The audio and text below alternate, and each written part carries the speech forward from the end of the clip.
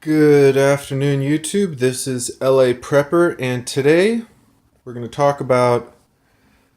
Well, it's going to be a short video. I'll make some long videos about this later, but these are my jeans. You might wonder what happened with this. It's my favorite pair of jeans, too.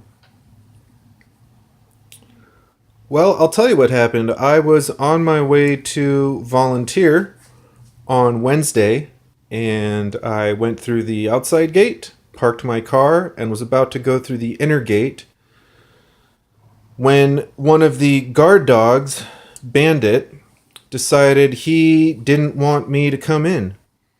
It's like a big double wide sliding, maybe even triple wide sliding chain link fence, and normally, I enter the gate without incident. What was really interesting this time and gave me a little cause for concern was that Bandit was actually waiting right at the place where the gate opens, and he never does that.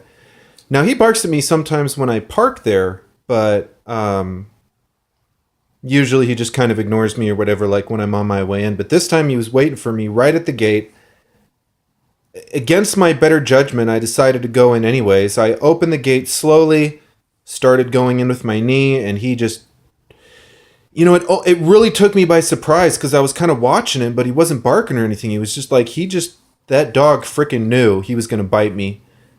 I don't know. But anyways, so I pulled my knee back and it didn't break the skin, thank God. But I want to talk a little bit about this in the sense of animal safety in shit hits the fan, and everyday carry. And I'll show you my two everyday carry options right here, at least a few of them. So I don't really do that whole everyday carry thing. There's kind of a few different reasons. One is that when I go to, I have different kits, right? I have a school kit, which is pretty basic, just like some first aid and stuff. I live a mile from school. I'm not going to be camping out at school and the power goes out. I'll just walk home. I have a car kit, which is, I won't say comprehensive, but has a good kind of basic range of stuff. First aid, a little bit of survival stuff, food and water in the car. Then I have my bug out bag, which is kind of a day pack right now, which is currently in the car. As far as me being far away from the things that I need to survive in a certain situation, I'm not doing too bad. But back to everyday carry. So the whole idea behind the everyday carry is that you don't just want your items in your car or in your backpack. You want them on your person. Now, one thing a lot of people talk about in everyday carry is knives. Some sort of self-defense. A lot of people talk about firearms, but I don't have a concealed carry yet, so I can't really do that. But at least not in California.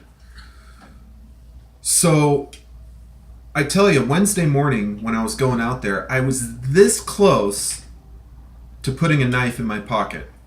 Now, the reason that I didn't put this knife in my pocket is because it's a little bit dull, and unfortunately, all this stuff is serrated, and it's not that dull, the serrated part, but the thing is you really can't sharpen serrated knives, and, it's a good cheap knife, but it's not a good knife. Nevertheless, it's better than no knife, which is what I had Wednesday morning. This was a gift from Die Bullfrog, and it needs just a little bit of work to kind of make it perfect. If you notice, the blade doesn't quite... Look, I'm really appreciative for the gift. I just need to be careful around stuff because this...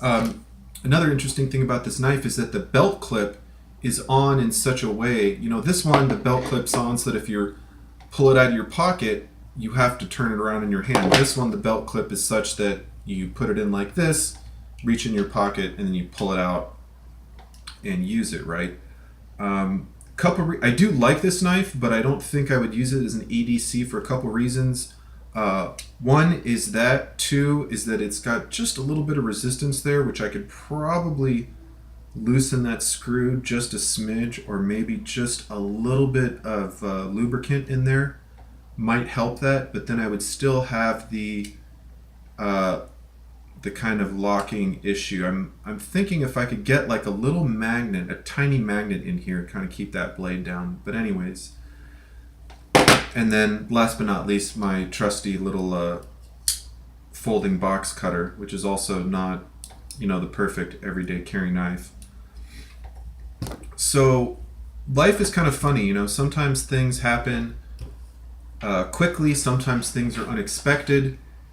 And let me give you just a little bit of hypothetical into how the morning could have gone differently. So, like I was saying, I was opening the gate, big rolling gate, not powered, you just have to muscle it open. Opening the gate, dog comes at me, close the gate. And to be honest, the dog was trying to like wedge its way through the gate. The gate closes maximum about that much. So the dog's too big to get through the gate, but it's also a large enough dog that it could have encouraged the gate to open. Now, thankfully, there was a chain on, I think, the receiving end of the gate, and I was able to kind of temporarily chain the latch shut, because otherwise the dog would have pushed through and come to attack me, bringing me back to the everyday carry. I didn't have a knife on me. Now, am I concerned about having to defend myself against a dog in hand-to-hand combat? Yeah, I am. A small dog, it's not as big of a deal, but a German Shepherd that's about 80 to 100 pounds, I'm not trying to fight a big German Shepherd. I don't even know what I would do against a German Shepherd. I mean, he'd bite my leg, probably try to kick him or something, put my arm out. That's a shitty idea. Then the dog's got my arm. I mean, but the point is, if I had made it through the gate, let's say Bandit was off in another area. If I had made it through the gate and then Bandit decided he wanted to come up and attack me without, granted the curator of the museum and a volunteer of the museum were there, so I'm sure if I was screaming and yelling, they would have come over, but I really, after the incident, I reflected on it and I thought, I almost was in a really shitty situation. I mean, it was a shitty situation, and I gotta admit, knowing the history of the dog, it was stupid of me to even volunteer when that dog was running around, because the dog has attacked people before, and I let the psychosis of the curator transfer into my own psychosis, into thinking, well, maybe he was just in a bad mood, the dog, or maybe the dog, whatever. Bottom line, when a dog doesn't understand that you can't be biting people, you probably shouldn't be around that dog. And guard dogs in general really shouldn't be around the public, even volunteers. I've been coming there for over a year. I've never had a problem with the dog, and I know the dog is not a friendly dog. But I slipped into the psychosis that the owner has into, oh, well, maybe I'll just give the dog a timeout for a week, and then I'll let the dog roam around and everything should be fine. Looking back, I could have seen this happen a mile away. I knew even in recent weeks the dog had been getting more aggressive. So, I don't know what the moral of the story is, other than always carry a personal defense weapon on you. I don't care if you're walking down the street, if you're going to the mailbox, if you're going to the store, I don't really care what the situation is, but even, in an environment that seems familiar, around people that seem familiar, even around animals that seem familiar, life can be very unpredictable. And that's the whole point of everyday carry. It's not that, people are dying to just, they're obsessive over having their concealed handgun on them. It's that, God forbid you should ever need to defend yourself and you don't have anything on you.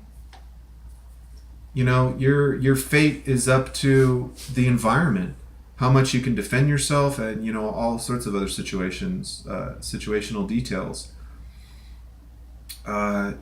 So yeah, that's kind of all I wanted to talk about in this video. I'm gonna be got a little bit of homework grinding on me right now, but this weekend looking to do a little more Survivalist Sunday. since that was kind of a fun time.